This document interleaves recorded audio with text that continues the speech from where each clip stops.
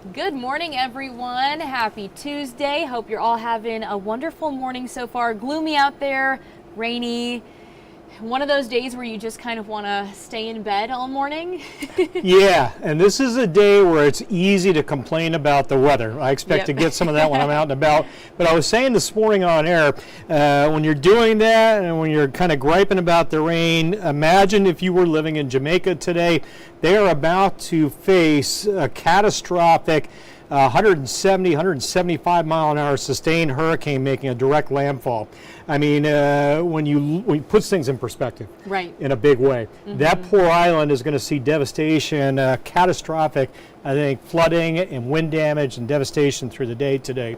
And then Cuba and the Bahamas getting some of that next couple of days. I'm going to talk about Melissa and, of course, our weather, the clouds, the rain, the winds out there today into tomorrow at times, tomorrow night, before we get it all out of here. So I'll talk clearing. We'll get you set for Halloween and the weekend, all those details as well coming up in just a little bit. Yeah, and it sounds like Halloween's looking really good so far. I know the next few days are going to be rainy, but this is also much needed rain. Transitional weather day Thursday. Okay. We'll take the moisture-laden air, kick it out of here, bring in the dry stuff. And yes, the drought that has been building and building and building, which is moderate to severe for most areas, this will, at a minimum, stop it from building. I do believe we'll knock it down maybe a level in most areas. Okay. Won't know that for sure until next week. When the drought monitor is updated on Thursday, it won't reflect all this rain. Next week's will, and then we'll get a real good handle on how well we've done here. But I think we're going to see 1 to 2 inches of rain most areas before it's all said and done.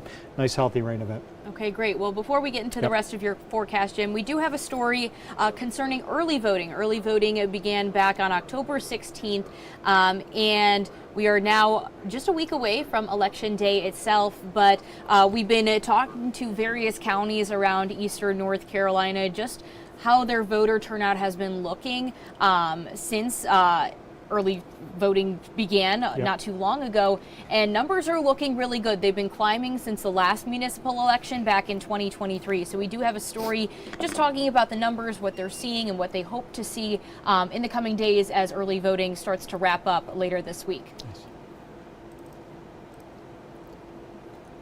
Early voting for the 2025 municipal elections is well underway across Eastern Carolina. Since October 16th, people have been filing into the early voting sites to have their voices heard. Voting's a privilege I think all Americans should take advantage of.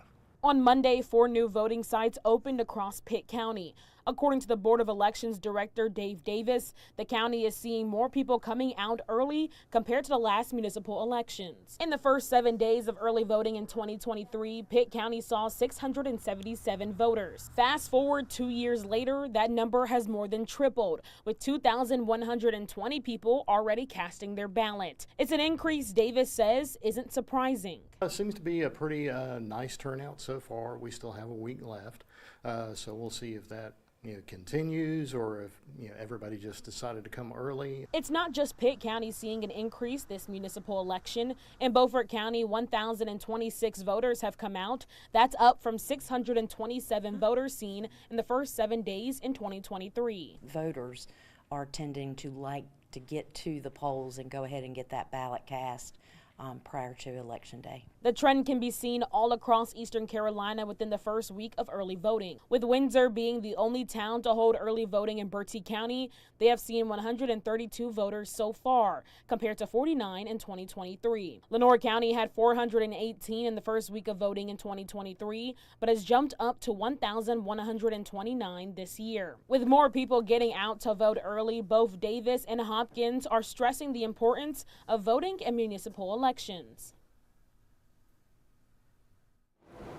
All right, so good to hear that a lot of people have actually gotten out to the polls and have already made their voices heard over these last few days. Obviously, you still have a few more days to go for if you want to go and vote early in Pitt County. Specifically, I know, as Amarachi pointed out in that story, they've opened new polling locations, so more opportunities and more locations to go to if it's closer to you. So that makes it more convenient for some people. I believe believe early voting does wrap up November 1st, so this Saturday if you want to go, but also Election Day is next Tuesday, so you can also go then as well. That's a good point, though. Wraps up the 1st, so you won't have that chance the Monday before Right. the final voting day.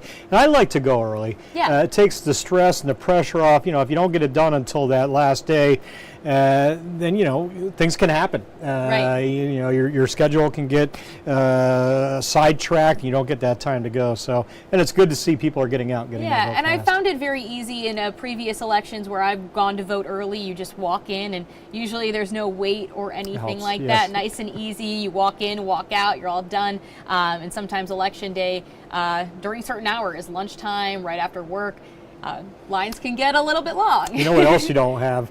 The barrage of folks outside of the election office. Hey, here, look at this, look at this. So that quiet going in is kind of Right. nice as well. Absolutely. Let's talk about not so quiet weather Yes. as we dig in. And again, this is rain we need. So kind of keep that in your head as I go through some of the details. We'll start with Melissa, though. This storm bearing down on Jamaica. This will be a historic Category 5 storm making a landfall in Jamaica probably around noon today, the way it looks right now. I'll give you a look at the storm, and then we'll dig into the track. The eye of the storm jumps right off that color-enhanced satellite imagery. Tight little compact eye, maybe 10 to 15 miles wide. This is reminiscent of some of the powerhouse storms Michael, Andrew, when Andrew came into South Florida. Very similar structure to what Andrew had. A tight storm with a little eye wall, and it's right in that eye wall where the winds are blowing 175 miles an hour. They're not gusting to that speed. They're constantly blowing 175, gusting 215. They measured a gust yesterday, 241 miles an hour in that eye wall, the hurricane hunters. And then they had to turn around. They couldn't even fly into it, and that doesn't happen very often. 901 millibars, the barometer reading on the storm, almost into the 800s, unheard of. Northeast at 5, the storm beginning to pick up speed, beginning to feel that upper level current and pulling it to the northeast as expected. It's taken a while, but it's finally starting to happen. Landfall today, Jamaica, right along that central to southern western coastline, and then into Cuba tonight. That's an overnight landfall over eastern Cuba as potentially a continued major hurricane. And then the Bahamas dealing with it as we head into tomorrow. Cat 2 storm, central Bahamas, and then racing towards Bermuda. Bermuda close to a direct hit Thursday night as maybe a Cat 1 hurricane. Obviously those intensities may change a little bit, but this will be a storm for Jamaica, Cuba, Bahamas, Bermuda. U.S., big surf, and that's it for us as we dodge a significant tropical bullet. You can see all the models again locked in off the coast. So we send the swells in, otherwise no worries from Florida all the way to Maine. All right, let's come back home, talk about we do have a low pressure area off the coast. It's non-tropical, more like a nor'easter type storm, bringing in those strong northeast winds, sustained 20 to 30, gusting 30 to 50.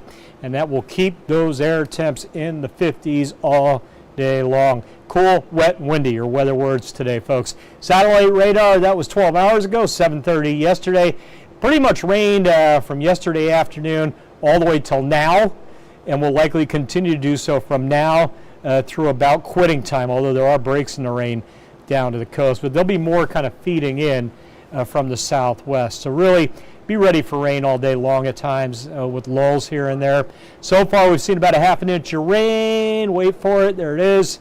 Estimated rainfall in the last 24 hours. A lot of 0.4s, 0.5s on there. And then when you get into the greens, you're over an inch for some folks back towards I-95. I think we'll add another half an inch today, give or take, and then another shot of rain tomorrow night. Air temps, 50s, and holding all day long. Watch the model data. That's 10:11 a.m. 50s and wet. Afternoon hours, 50s and wet. It just doesn't change. The morning and afternoon, very similar in conditions. We get to dinner time, things starting to wind down. The low off the coast is pulling away. Still a lot of moisture in the air. It's tough to clear those clouds out, but rain chances come down to spotty stuff late tonight, tomorrow morning. There's not a lot there.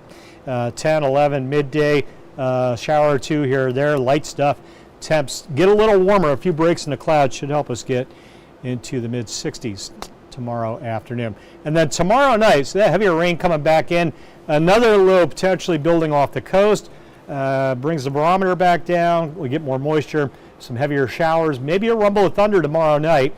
See that 70-degree temp Thursday at 1 a.m. That's warm air pulling in around that low off the coast. So I think we may have a crackle of thunder or two during the overnight. You get into Thursday morning, rain's getting ready to clear the area. There it goes. By mid-morning done, clouds clearing out, and we're in a good place as we head towards Thursday afternoon into Halloween on Friday. There's going to be a nice weather map for Halloween for the kids as they head out. And there you can see Thursday afternoon, low 60s. Clouds and rain gone. Once we get to midday Thursday, should be a done deal. I showed you the half an inch we've got. Let's add today's rain and tomorrow night's rain. By the time we hit midday Thursday, it's done. Another maybe inch of rain in the rain gauges on top of the half an inch we've got. So 1 to 2 total from yesterday morning through Thursday morning. 1 to 2 inches of total rainfall. Good stuff. Winds whipping along out of the northeast. Those wind gusts into the afternoon. Right now we're gusting into 30s. Check it out, 40s to 50 on the coast, midday into the afternoon. Inland winds occasionally clipping over 30, and then tapering them down. Tonight into tomorrow, winds coming down. Generally 15 to 20 on Wednesday. That's reasonable. Half of today's wind tomorrow. Again, northeast to easterly. Wind advisory out to the coast through the day today. That does include inland Dare and Hyde counties, Terrell County, southern Craven County.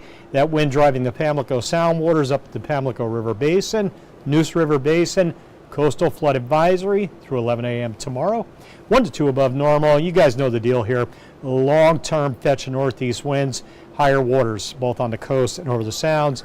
Outer Banks, coastal flood warnings, 2 to 3 above normal at times through the day into tomorrow morning. Alrighty, quick check of the beaches, mid 60s to 70 in the surf, and again, high rip risk. We got 9 to 13 foot waves right on the beaches of the Outer Banks. Rough. All right, 50s today, wet, windy.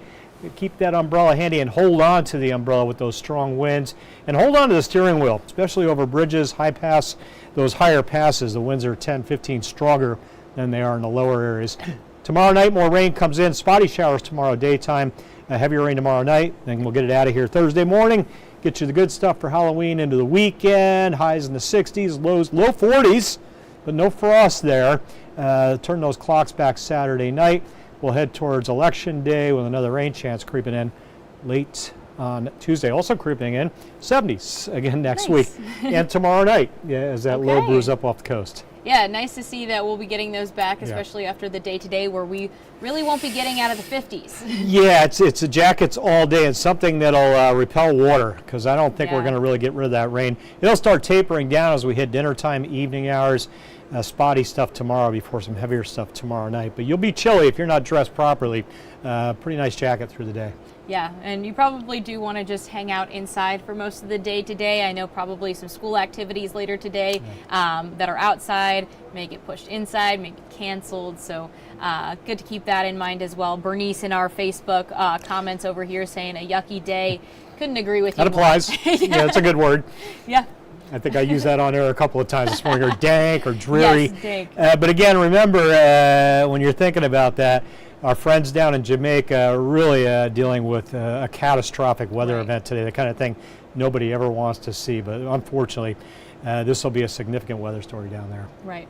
All right, well, we'll be back again at 8 a.m. for another news and weather update. Hope you can join us then, but thanks for joining us here on What's Brewing with Gigi and Jim. I hope you all have a wonderful day. Stay inside, stay safe, stay dry. Right. This hour of the WITN First Alert Desk is sponsored by Toyota of Goldsboro.